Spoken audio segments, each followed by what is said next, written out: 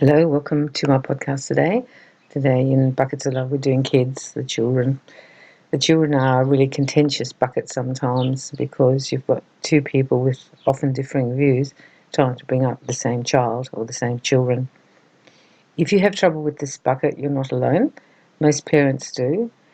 It sounds really good when on paper it says that you're supposed to be a joint venture and treat them the same and come up with the same rules and follow through. But in reality, that's not what really happens, and you need to be really aware of that. It's because every relationship you have with every child is different. And so if you've got 3 children, there'll be 6 relationships actually running. The 3 relationships from your partner to their kids, and then the 3 relationships from you to your children too. So the children are actually in the middle of all of this. If you can make rules and regulations or how you want to run the house with the children and come to joint decisions, that's really good. Sometimes it's easy to do. In some areas, I think it's really difficult because you actually don't agree with each other. And they say that you shouldn't argue about this in front of the children, but I think in reality, that's not how it actually happens.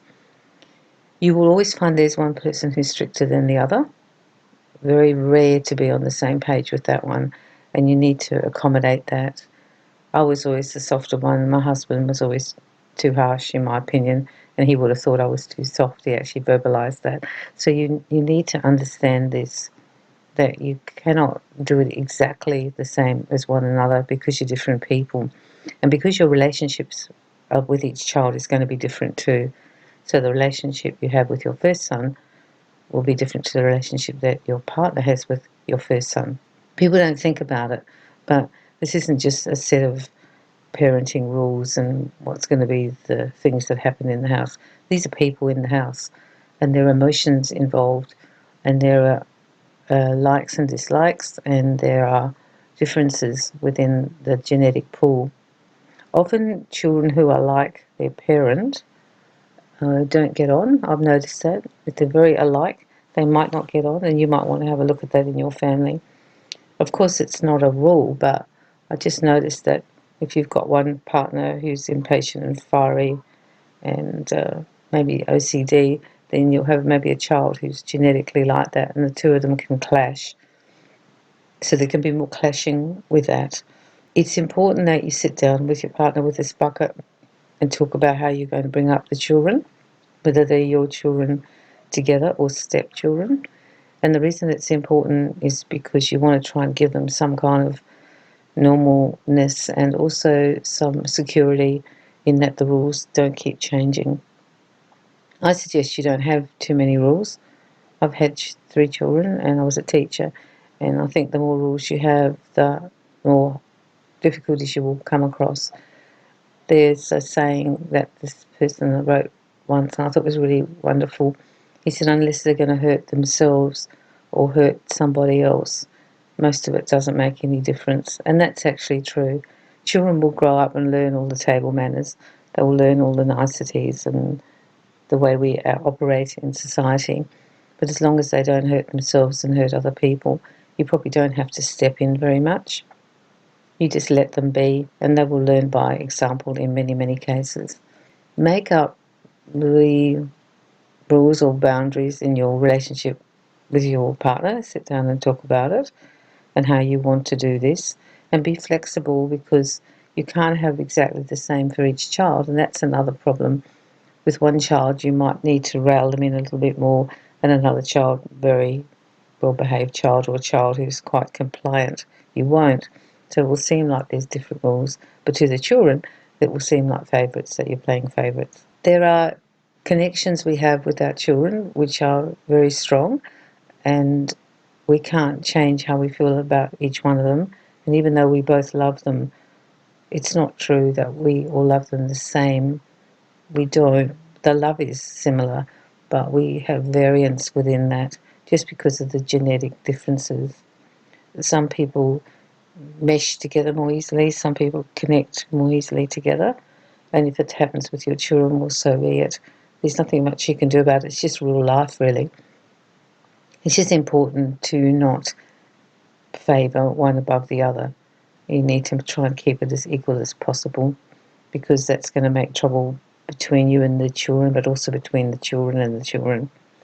Work out what's important for you as a family, and what things are the things that you need to maybe do something about, and then just leave the rest. I wouldn't really overrule your children. You'll find they'll just start to rebel, particularly when they get in their teenage years, if you've been too controlling and too strict, and as far as they're concerned, unfair. Then you're going to find that they're going to pay you back in their teenage years, and you're going to have hell with them. That's why people have trouble with their children in their teenage years quite often. There's a genetic component, of course, but somebody's upbringing. This bucket is important because you will fight about it with your partner if you don't work it out. You have to really work it out and then both stick to whatever you agree to, because this is a divide and conquer kind of bucket. If the children see any chink in the armour, they'll be there, and they'll work one parent and work the other. When I was teaching, I remember asking a class, a load of children, about their parents, and a lot of them told me that they knew which was the soft one and which was the one who's more difficult, and they knew how to work them. And even at a young age, at year 3, 4, 5, they already had figured out that if you really want to get the new bike, you just go and nag dad all the time, or if you wanted some more pocket money, you go and get hold of mum. They knew who the easy touch was. I think that's kind of okay, as long as it doesn't start to affect your relationship with your partner and you argue about it. So set up what you think is important to have rules around. Set up your boundaries with your kids, what they are and aren't allowed to do and what's tolerated and not. And be prepared to negotiate and to be flexible with these things. If your partner's very controlling, as a personality type, they're going to want to control everything, and that will include the children, and they will micromanage, and they will nag. And you can always tell a controller because they tend to nag all the time. And you want to talk about that as well, because they're going to destroy their relationship with their children, because eventually the kids won't listen to them anyhow. Naggers usually are just tolerated, and people still go and do what they want, and they will be passively resistant or aggressive. It's important you talk about this, that you don't nag your children and keep at them all the time, particularly if you are a controller. So if you're a person who likes to control everything, be very aware of that. The punishment thing is also very important, that you decide if you're going to be a couple who punish or discipline, and they are different. To discipline is a different thing to punish. Some parents just punish all the time, and they'll end up with defiant kids who hate them. But if you discipline your children, it's different, because discipline, you love them and you don't withhold, and you explain things to them, and you don't really punish very often. And punishment really isn't used very often with discipline. Discipline is different to punishment. I want you to think about that in this bucket. Are you punishing your children a lot, or are you disciplining them? When you discipline someone, if they do something wrong, you just talk to them about it and you tell them why it was wrong and why we don't do that and the implications of that. But there's no punishment. When you're a punishing parent and they do something wrong, you immediately punish them. You might warn them once or twice, but you punish them. And you don't actually explain why or what you're doing this for, you just do it.